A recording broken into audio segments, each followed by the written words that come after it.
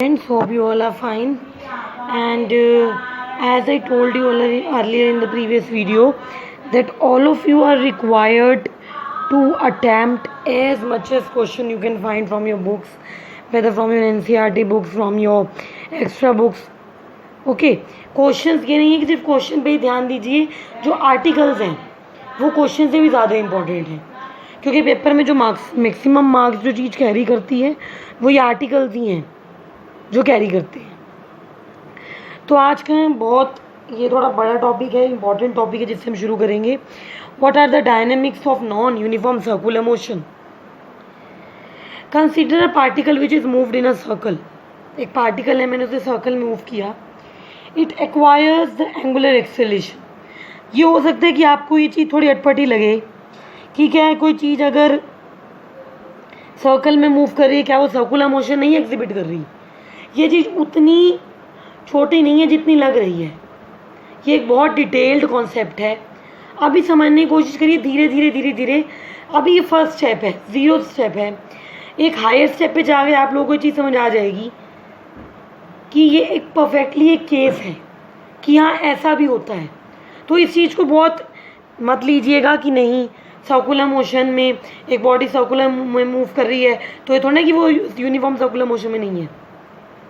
Circular motion में वो है, नो डाउट, बट वो नॉन यूनिफॉर्म सर्कुलर मोशन है। ठीक है, तो अगेन आई एम रिपीटिंग, इस बात को इतना ज़्यादा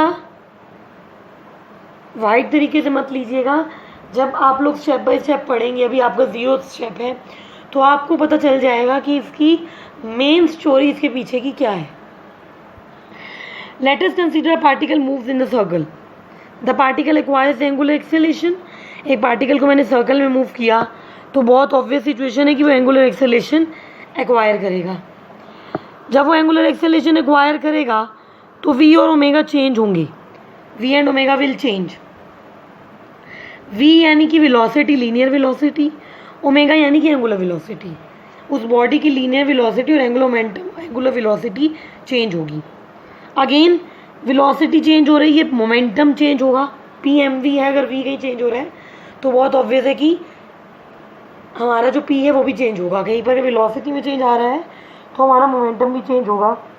kinetic energy half m v square है, काइनेटिक एनर्जी भी चेंज होगी। तो ऐसा मोशन हमने देखा कि कुछ इस तरीके से सिचुएशन बन गई कि वी पे वी यानी कि वेलोसिटी, पी यानी कि मोमेंटम, के यानी कि kinetic energy, everything is changing, सब चेंज होगा। सिचुएशन ऐसी बन गई कि सब कुछ चीज़ें चेंज हो रही हैं। तो इस तरीके के मोशन को हम लोग कहते हैं नॉन यूनिफॉर्म सर्कुलर मोशन, क्योंकि सब कंडीशंस जो है वो चेंज हो गई। बॉडी की एंगुलर वेलोसिटी चेंज हो गई, बॉडी की लीनियर वेलोसिटी चेंज हो गई, बॉडी का मोमेंटम चेंज हो गया, बॉडी की काइनेटिक एनर्जी चेंज हो गई। तो इतनी चेंजेस आने के बाद that circular motion changes to the non uniform circular motion. Again, I am saying you the same thing again and again that these things would be understood to you at such level कि जब आप एक level पे पहुंच जाएंगे तब ये चीज़ें आपको और अच्छे तरीके से क्लैरिफाई, आपको क्लैरिटी हो जाएगी। इट्स गुड कि अभी आपको कितना समझ आ रहा है। नेक्स्ट स्टेप है आप लोगों का कि motion in the vertical circle. ये फिगर है मेरा motion in the vertical circle का। क्या है इसके अंदर? Consider a small body tight to the string and move in a circle. ये मेरा फिगर रहेगा कि वेट mg है, उसके 2 component mg sine theta, mg cos theta. Velocity body की है v। इस पॉइंट पर ये L पॉइंट है, मान लो यहाँ से मेरी बॉडी ने सर्कुलर मोशन करना शुरू किया। ये यहाँ पर जो वेलोसिटी वो vl है, यहाँ पर वेलोसिटी vh है। इसी आर्टिकल में आगे हम लोग यहाँ पर भी वेलोसिटी लेंगे जिसे हम नाम vm देंगे, क्योंकि हम इसे कहेंगे कि ये vm, ये m पॉइंट है जहाँ पर vm वेलोसिटी है। तो जो हमारा वेट mg है वो नीचे की तरफ है, वेट mg इट्स डाउनवर्ड। यहाँ पर मैं बात कर रही हूँ अगेन एक स्मॉल बॉडी की। I am repeating again, consider a small body tight to the string and move in a circle. एक स्मॉल बॉडी जिसको हम लोगों ने धागे से बांधा हुआ है और उसे हम सर्कुलर मोशन में मूव कर रहे हैं। तो जो फोर्सेस ऐसी कंडीशन में आ रहे हैं वो बॉडी का वेट है mg जो नीचे की तरफ है, टेंशन T है जो OP के डायरेक्शन में, which is having the direction along OP। ये मेरा पॉइंट O है, ये मेरा पॉइंट P है और ये टेंशन T अलोंग OP है। Okay, so I understood, so according to me this simple thing is clear to all of you. बहुत धीरे धीरे इस आर्टिकल में हम लोग चलेंगे, हमें कोई इतनी जल्दी नहीं है, धीरे धीरे देखेंगे। तो अगेन जैसे हम लोग शुरू से करते आए हैं कि इक्वेशंस हम लोगों ने ली, जो नेट फोर्स होगा पॉइंट पी पर, देखो पॉइंट पी पर दो फोर्सेस लग रहे हैं, in this direction we have t and in this direction we have mg cos theta. Two forces are acting at point P. One force is the tension T and the other force is the mg cos theta. दो forces act हो रहे हैं, एक tension T है और एक हमारा mg cos theta है। अब जो नेट फोर्स है P पर वो क्या होगा, T minus mg cos theta होगा। Net force at point P is nothing but equal to T minus mg cos theta।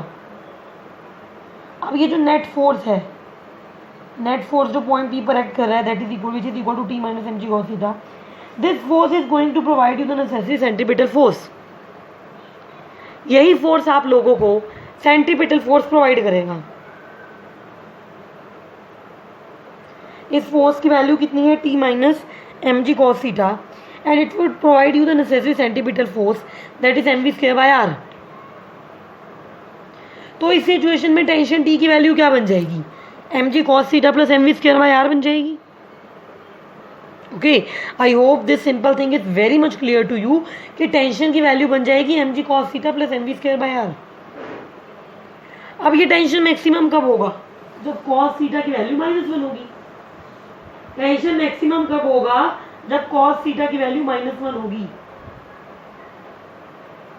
ठीक है, क्योंकि मिनिमम वैल्यू जो है cos थीटा की वो -1 रहती है, और टेंशन के फॉर्मूला में cos थीटा आ रहा है, तो जब cos थीटा की मैक्सिमम वैल्यू होगी, सॉरी जब cos थीटा की मिनिमम वैल्यू होगी तभी टेंशन की मिनिमम वैल्यू होगी। तो theta is equal to 180 degrees पर the tension is going to acquire the minimum value. At theta is equal to 180 degree the tension is going to acquire the minimum value acquire कर लेगी। अब इस situation में 180 degree angle यानी कि यहाँ से चलना शुरू किया और वो यहाँ पहुँच गई। बहुत सिंपल कॉन्सेप्ट है भाई, 180 डिग्री का एंगल यहाँ से चलना शुरू किया, ये एंगल 180 का है। एक बॉडी ने यहाँ से चलना शुरू किया और वो यहाँ पहुँच गई, तो उसने 180 डिग्री का एंगल स्वेप्ट कर लिया या ट्रेवल कर लिया है। अब इस इक्वेशन में थीटा की जगह 180 लेकर के ये इक्वेशन आ गई और v की जगह मैंने vh ले लिया। vh means the velocity acquired by the body at point h। अब बॉडी कब मूव करेगी, अगर minimum tension greater than equal to 0 होगा। इतना फोर्स बॉडी को चाहिए मूव करने के लिए। क्यों चाहिए, do anyone can explain me this concept. Body कब मूव करेगी, जब उसको सेंट्रीपिटल फोर्स मिलेगा। सेंट्रीपिटल फोर्स एक ऐसा फोर्स जो उसको घुमा रहा है। अगर T minimum greater than equal to 0 है तो ये इससे बड़ा हो जाएगा। ये किसकी वैल्यू, टी मिनिमम की वैल्यू है ना।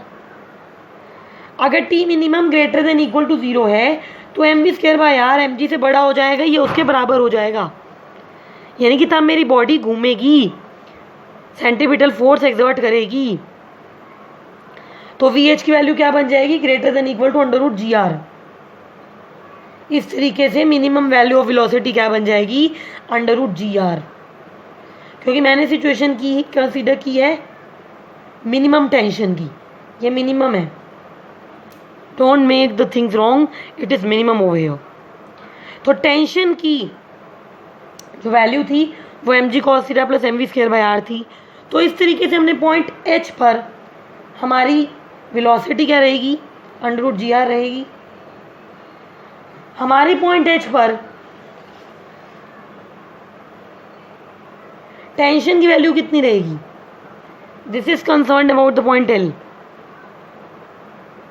आप लोगों का क्या होमवर्क है कि आपको पॉइंट h पर, आज मैंने बहुत थोड़ा करवाया है because it is a new topic and it should be clear to you. एक अच्छी चीज़ है, एक नई चीज़ है। क्या होमवर्क है आप लोगों को, इसको अच्छे से समझना। एक एक इस चीज़ की लाइन आपको पता होनी चाहिए।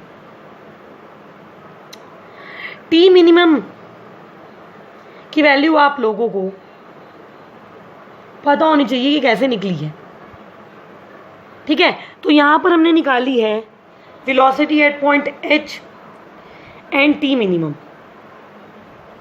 सो I hope that all of you are studying physics, और आइदर आई वुड से कि आप सब सब्जेक्ट्स को पढ़ रहे हैं, सब सब्जेक्ट्स को आप लोग पढ़ रहे हैं और आप लोग टाइम वेस्ट नहीं कर रहे. मैं नहीं चाहती कि मेरी क्लास का एक भी ऐसा बच्चा हो जो पढ़ ना रहा हो. अच्छे से पढ़िए, टाइम मत वेस्ट कीजिए. जो वीडियोस आपके साथ लेक्चर्स, असाइनमेंट्स, टेस्ट दिए जाते हैं उन्हें रेगुलर बेसिस पे कीजिए. With this we are going to continue this same topic from the next video.